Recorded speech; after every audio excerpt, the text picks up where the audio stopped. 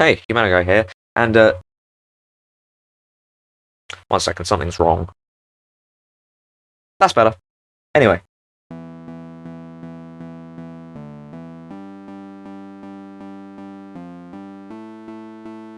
Undertale is one of the most iconic indie games of the past decade, and it was praised for its unique storytelling, charming characters, and memorable soundtrack. What if I told you there was a new game out there that could give Undertale a run for its money? Meet Astromeda, a new indie game that's not quite interesting in concept, but very interesting in practice. Developed by a small team of talented individuals, Astromeda is a top-down RPG game that replicates elements of Undertale. This game consists of some unnamed space explorer returning to a dystopian Earth that's been wiped of life and now consists of mutated bacteria and anthropomorphic animals for some reason. Although this seems kind of simple, it does actually kind of compel you in the world, even though the original concept strays kind of away from the bacteria part as the game goes on. The biggest selling point for any Undertale-like RPG is likable characters, interesting stories, and meta humor. This game succeeds on all three. One aspect of Undertale that I personally didn't like was how much storytelling there was compared to actual gameplay and funny writing, and not every important character is that interesting.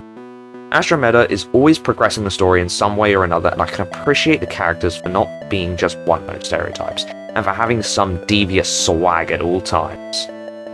It doesn't mean there aren't many characters though. You can talk to random NPCs along the path optionally. Like this melting guy, who melts. Undertale always felt like the funny characters were always breathing down your neck every step of the way, which doesn't help with how other parts of the game always slow you down. Astromeda is about 3 hours long on initial playthrough, and 2 hours long on preceding playthroughs. I wouldn't know, I definitely did not play this game 4 times for a simple review, no, of course not, that couldn't be me. And it only feels like it takes up the ruins time. Not only this, but the puzzles are mostly simple, unique, and actually require some thinking. Undertale has this problem where either most puzzles are just thrown away by an in-game event, piss easy, or straight up annoying. Astromeda doesn't linger in one room for too long and consists of lots of cool ideas and challenges. Not that the challenge is too difficult, but this is a demo of just the first section. The characters are either really good or not enough in the story to be important enough to talk about. But here are some honourable mentions. This guy with sunglasses, this guy in a ticket booth, the guy who's melting, and of course this guy. There are two main characters central to the story, being Per and Actabacter. Per is the first friendly face you see in the dissecting room and helps you out along your path in the basement, until you find his plans to capture you and sell you off to some kind of resistance, where then he becomes the final boss of the game in the demo. Oh yeah, spoiler alert. Spoiler alert for Astromeda in this Astromeda review. And then parts way with you just before the end of the demo if you let him live. Or you could kill him. That is a very good point, why didn't I do that? Actabacter is really the star of this demo, however. He is presented everywhere, like the digital cover, promotional art, and even the developer Liren's Discord profile picture. Actabacter is one of those mutated bacteria I mentioned earlier. He wants to kill you, but I can't fight him. Look at him, you can kill that. The design and personality is perfect and every scene with him is a joy to read through. It's difficult to explain, so I'll just play this one scene where he becomes an anime character.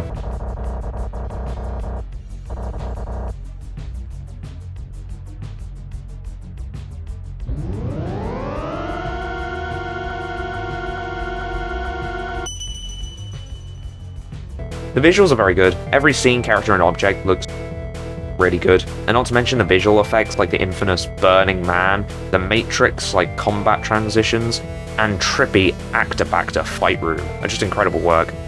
I have only good things to say here. Well, almost. The player. The player is the only part of the visuals that really doesn't look good in any way. Not a single frame of the animation looks good, and it's just kind of sad to me. Other than that, every single frame of the game is great and couldn't be better. Wait, is that False Knight? Anyway, the game development is something to give credit to. From one GMS2 dev to another, I commend Liren for this project. I wouldn't say this is pushing the engine in any way, but there's so many points where I just think, wow, detail, reliability. Turn-based systems like this are not the easiest to do in GMS2, and I can see that Liren knows his way around the IDE. So many bugs I were to think of to find here from a traditional GMS2 product aren't found here. Liren took the time to develop this the right way, and therefore I can really see he does care about the project. And I can't complain about that. I need one glitch in all 4 playthroughs. I mean one playthrough. Just the one. that had a problem. It was a soft lock getting inside a battery, and I never managed to recreate it later on, so cool dev skills, bro. Love to see what you work on other projects. Okay, so here it comes. My main criticism for this game has to be the gameplay. The turn-based combat system is really where most of my gripes come from. Unlike Undertale, where the combat was my favourite part, here it feels somehow overemphasized, yet underdeveloped. First, the player is not fun to control. You only need to move left and right, as the duck is never needed to avoid any obstacle, and the jump is so pathetic that Nikocado could do better. However, in the first Actobacter battle, you get the ability to dash. This basically immediately replaces the jump, as the jump is never useful in any scenario and doesn't gain enough height or anything. The rest of the gameplay consists of really easy fights. Actobacter is the first boss, and Jesus Christ, this battle is so long. He has 3 attacks that have a set cycle, and you need to kill him to win. There's a pacifist and genocide route, but like Asgore, you need to get his health to 0 before to actually give mercy. Oh wait, he runs away before you can kill him. That's fine, I didn't want to end him anyway. This boss isn't that hard when you know how to avoid his second attack, but it's just really long, as it takes about 7 cycles to kill him. Not bad, just very time consuming.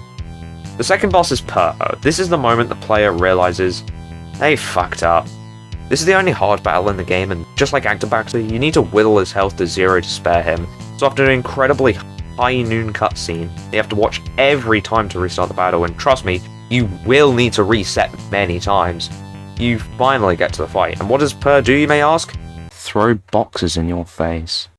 Obviously. Okay, this is a good challenge and feels right for this section of the game. Except for the purple cube. Oh boy, did they not prepare the player for this. This move here is just blatantly unbalanced. This is extremely difficult to avoid perfectly.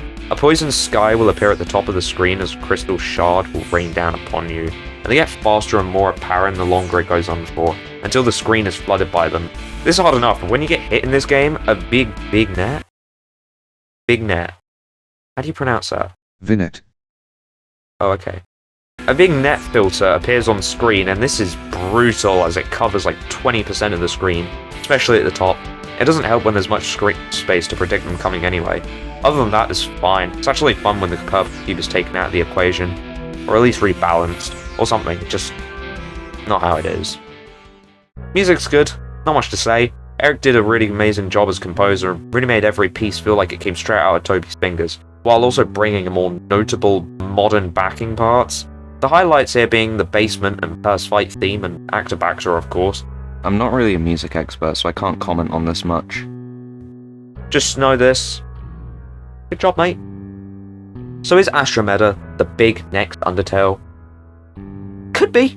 I can see this appearing on the Steam store in 2 years and getting very good reviews. There are obviously tweaks that could be made and improve it, and then there's the combat system as well. If it gets popular, then I wouldn't be surprised. I do care about this game and want to see it fully brought to the Major League Indie community. I'm still split whether I'll support it on Kickstarter. Maybe, but I just want to see a small rendition of the gameplay. Then I'm down to see this game get to where it needs to be. You best believe I'm going to stream my live reaction to this game when it comes out. But for now, that's all I have to kind of say about it. Goodbye.